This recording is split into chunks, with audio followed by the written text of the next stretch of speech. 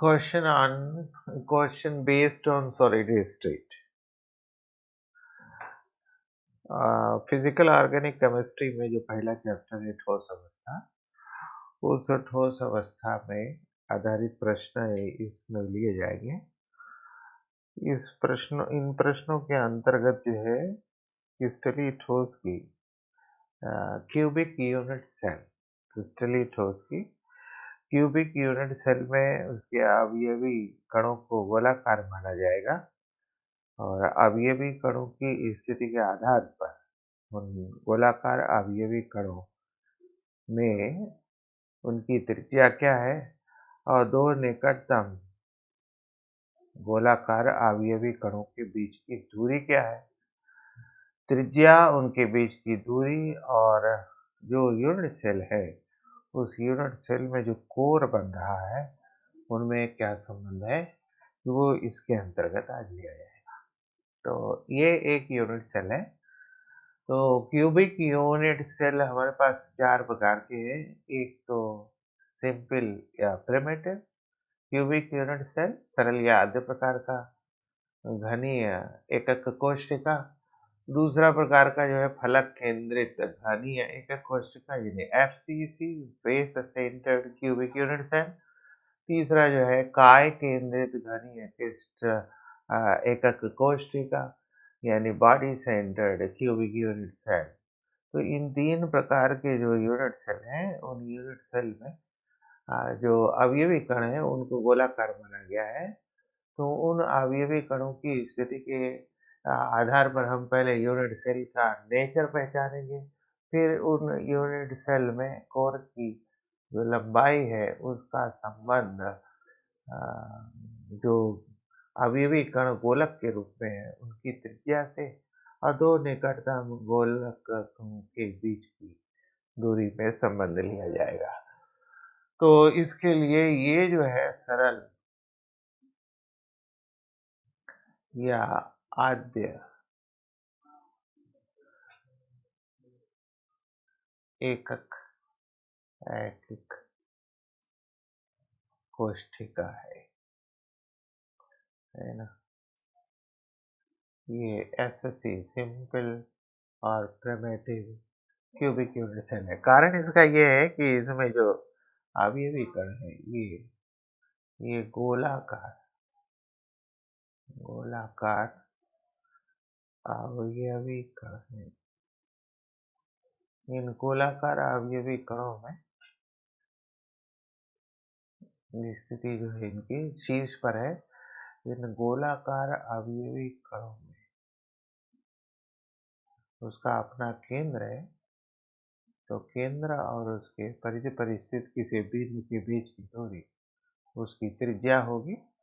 तो गोलाकार अवयवी कण में एक चीज जो है उसकी त्रिज्या है, ये r से लिखी जाएगी। फिर इसी का निकटतम जो गोलाकार यूनिट सेल है ये उसकी त्रिज्या हो गई। तो दो निकटतम गोलाकार अवयवी कणों के बीच की दूरी हम लेंगे, ये स्मॉल डी से प्रदर्शित होगा। और फिर ये बनेगा यूनिट सेल का एक कोर बनेगा। ये कोर ये ए से प्रदर्शित होगा। तो हम ए, दूसरा आर और तीसरा डी में संबंध लेंगे।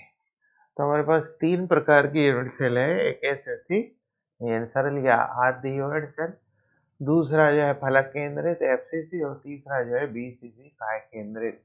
इसमें हम गोलक का अवयवी कणों की त्रिज्या और यूनिट सेल की कोर लंबाई ए और दो निकटतम गोलकों के बीच की दूरी का परिकलन करेंगे। हम यहाँ इसको अलग किए हुए हैं, हम इनको नाम देते हैं। ये यूनिट सेल का एक फलक है, ये ए बी सी और डी है। ये इसका कोर है, इसके कोर की ये लंबाई हो गई स्मॉल ए। ये गोलक की त्रिज्या हो गई स्मॉल आर। ये दूसरे गोलक की त्रिज्या हो गई स्मॉल आर, तो फिर दो निकटतम गोलकों के बीच की ये दूरी हो गई। दो निकटतम गोलकों के बीच की ये दूरी डी हो गई। अब इसे हम ये संबंध लेंगे तो इसकी ज्यामितीय आकृति के आधार पर एक चीज क्लियर हो जा रही है कि जो ये डी है वो 2r के बराबर हो जा रही है, और यही जो डी है वो ए के भी बराबर हो गई।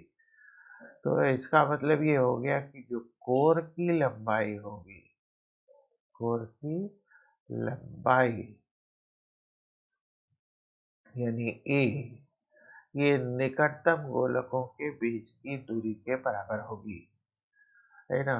परंतु डी जो है वो 2r के बराबर है, तो यही कोर की लंबाई ए जो होगी ये भी 2r के बराबर होगी, है ना। तो ये स्थिति है, ये एसएससी प्रकार का, ये एसएससी प्रकार का यूनिट सेल है, यानी सरल या आद्य घनीय एकक कोष्ठिका, एकक कोष्ठिका है। इस घनीय एकक कोष्ठिका में ए में, आर में और डी में क्या संबंध है, ये इस तरह से प्राप्त किया जा सकता है। ये दूसरी प्रकार की एकक कोष्ठिका है। इसे एकक कोष्ठिका की पहले पहचान करनी पड़ेगी। एकक कोष्ठिका में ये अवयवी कण है, ये अवयवी कण जो है शीर्ष पर है, कोष्ठिका के शीर्ष पर है, ये शीर्ष है ना। ये अवयवी गोलक है कण। फिर उसके बाद ये अवयवी गोलक, ये जो है इनका अंतःकण, अंतःविकर्ण है, और अंतःविकर्ण के केंद्र पर ये जो है गोलक है। तो इसका मतलब ये हो गया कि जो अवयवी कण है वो दो जगह है। अवयवी कण की स्थिति जो हो गई, अवयवी कण की स्थिति हो गई शीर्ष और केंद्र, शीर्ष और केंद्र, ये दो जगह अवयवी कण उपस्थित हो गए। तो इन दो जगह उपस्थिति के कारण ये जो यूनिट सेल है ये हो गई BCC, BCC, body centred cubic unit cell, body centred काय केंद्रित यूनिट सेल हो गया। अब इस काय केंद्रित यूनिट सेल में संबंध लिया जाएगा किसका, आर का, डी से और ए से, ये समझ लिया जाएगा। अब उसकी स्थिति देखिए, हम इतनी चीज को अलग किए हुए हैं। ये हमारे तीन गोलक जालक है, ये हमारे तीन गोलक अवयवी कण है। एक अवयवी कण ये है, दूसरा अवयवी कण ये है, तीसरा अवयवी कण ये है। ये जो अवयवी कण है ये शीर्ष पर है, ये भी अवयवी कण शीर्ष पर है, और यह अवयवी कण केंद्र में है। ये अवयवी कण शीर्ष पर है, ये अवयवी कण शीर्ष पर, ये भी शीर्ष पर, ये भी अवयवी कण शीर्ष पर है, और ये अवयवी कण जो है वो केंद्र में है। ठीक है, तो ये हो गया इसका केंद्र, ये हो गया इसका केंद्र, और ये हो गया इसका केंद्र। ये इसकी त्रिज्या हो गई, ये इसकी त्रिज्या हो गई, ये यहाँ त्रिज्या हो गई, और ये बोला त्रिज्या हो गई। यानी ये जो विकर्ण हुआ इसकी लंबाई हो जाएगी 1r, 2r, 3r और 4, यानी विकर्ण की जो लंबाई होगी वो 4r हो गई। ठीक है। हमको डी दो डी डी का मतलब ये हो गया कि दो निकटतम गोलकों के बीच की दूरी निकालना है। तो दो निकटतम गोलकों के बीच की दूरी ये है, ये डी है, ये हमको यहाँ निकालनी है ना। तो ये डी जो है ये 2r के बराबर है। यहाँ जो डी है वो 2r के बराबर है। लेकिन डी हम कैसे प्राप्त करेंगे?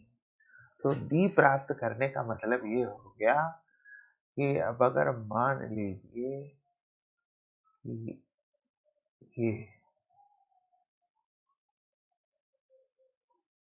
ए है और ये बी है, हम इसको अंकित करें यहाँ, ये ए हो गया, ये बी हो गया, ये सी हो गया और ये डी हो गया।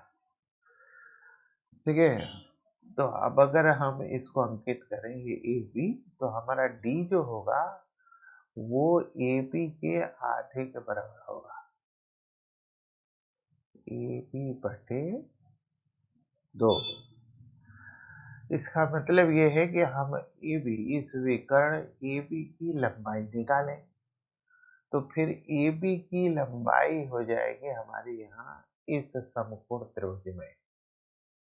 ए बी की लंबाई के लिए हमको समकोण त्रिभुज ए डी बी पर जाना पड़ेगा। तो यहाँ जो स्थिति है वो ये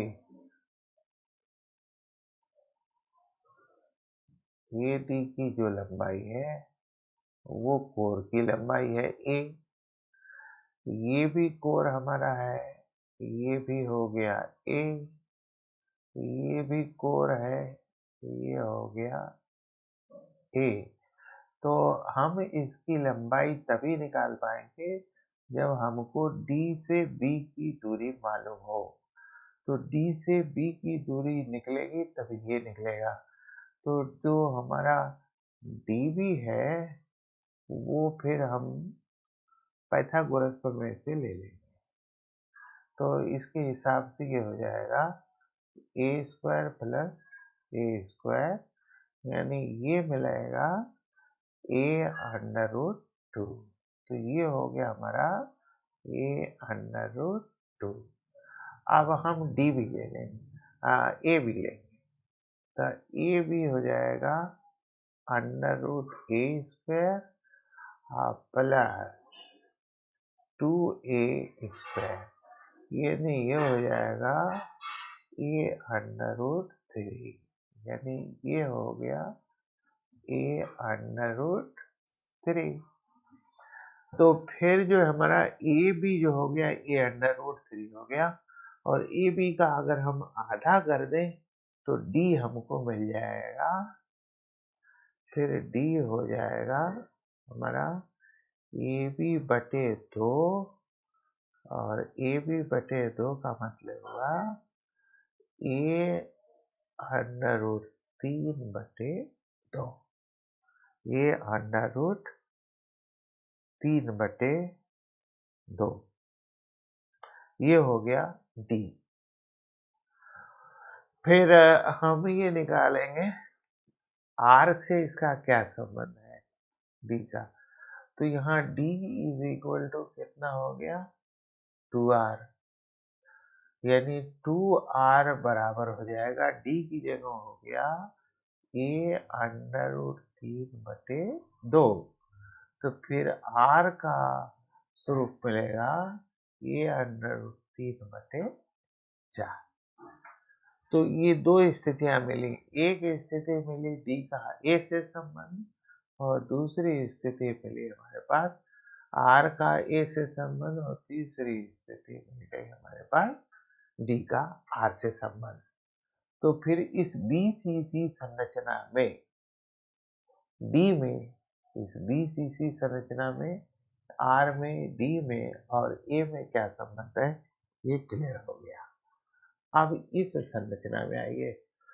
ये है संरचना आपकी, इसमें अवयवी कण शीर्ष पर है ना। ये अवयवी कण आपके शीर्ष पर आ रहे हैं।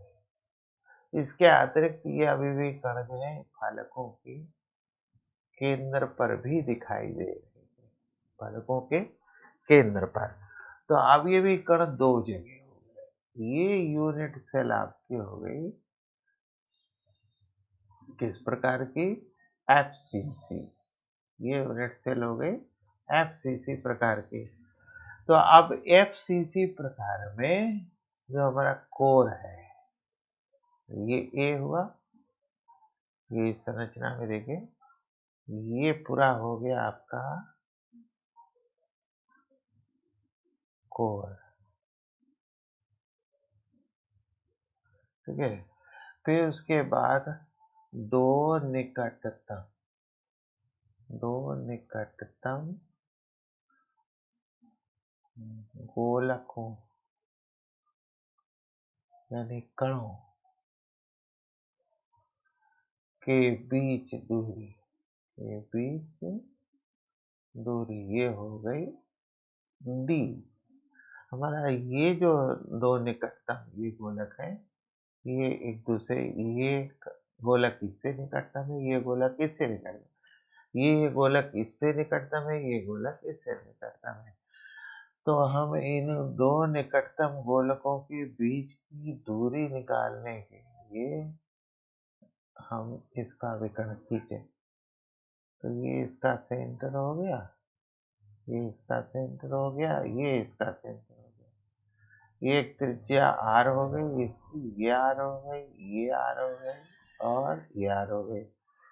हम इसको नाम दे दें ए, बी, सी और डी।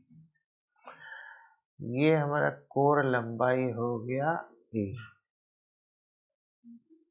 और ये दोनों निकटतम कणों के बीच की दूरी हो गई, दो निकटतम कणों के बीच की ये दूरी हो गई डी।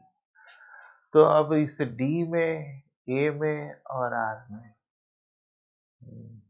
गोलक त्रिज्या लेने, गोलक त्रिज्या, ये गोलक त्रिज्या हो गई आर। अब डी में, ए में और आर में क्या संबंध है, इस ज्यामिति से हम क्लियर करने का प्रयास करेंगे।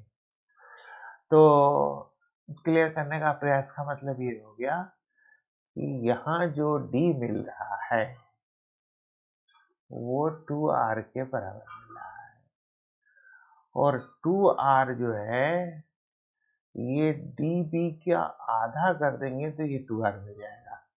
इसका मतलब ये हो गया db बटे 2, ये db बटे 2।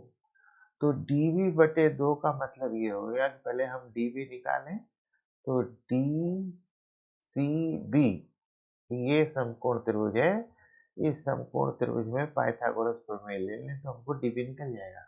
तो मतलब हमारा हो गया dB बराबर अंडर रूट ए स्क्वायर प्लस ए स्क्वायर बराबर ए अंडर रूट 2, ये dB निकला।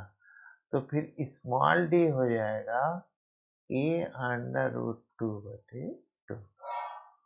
ये एक संबंध हो गया आपका डी से ए में। फिर हम आर से संबंध लेंगे तो ये 2r बराबर हमें प्राप्त है डी के, और डी हमारा निकल गया ए अंडर रूट 2 अपान 2 से। तो आर हो जाएगा ए अंडर रूट 2 अपान 4, ये अंडर रूट 2 अपान 4। तो अगर इसको हम और हल करना चाहें सरल रूप में, है ना, कि इस संबंध को, तो हम अंडर रूट 2 से ऊपर नीचे गुणा कर लें, तो ये हो जाएगा r बराबर A under root 2 into under root 2 upon 4 into two. ये हो गया ए गुणे 2/4 इंटू √2 बराबर हो जाएगा a/2 a/2 तो ये भी एक स्वरूप मिल गया कि r का a से क्या संबंध है। तो 3 प्रकार की जो यूनिट सेल है हमारे पास, उस यूनिट सेल का ये पूरी स्थिति क्लियर हो गई कि उसकी कोर लंबाई, गोलकों की त्रिज्या और दो निकटतम गोलकों के बीच का संबंध क्या होगा। तो इस तरह से अगर हम एससी ले समराइज कर दें तो एससी के लिए जो होगा, एससी के लिए आर जो होगा वो मिलेगा a/2 से, और चूंकि a और d बराबर होता है इसलिए ये d/2 हो जाएगा। फिर उसके बाद जो BCC ले लें, BCC के लिए ये स्थिति हमारे पास आ जाएगी। BCC के लिए जो r होगा वो a√2, r बराबर a√3 a√3/4 थी, और ये जो हो जाएगा d जो मिलेगा, d वो हो जाएगा a√3/2, r जो होगा d का आधा हो जाएगा। फिर उसके बाद जो है d बराबर हमको मिल गया a√3/2। फिर तीसरी संरचना हमको मिली FCC।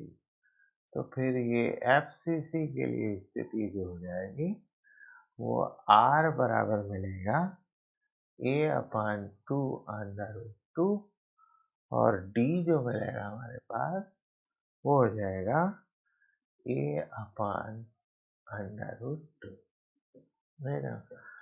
तो SC सरल या आद्य प्रकार के क्रिस्टल जालक में जो गोलक की त्रिज्या है वो कोर की आधी हो जाएगी, क्योंकि कोर दो निकटतम गोलकों के बीच की दूरी के बराबर होता है, इसलिए जो है ये r a/2 के बराबर होगा, इसी तरह से d/2 के भी बराबर हो जाएगा।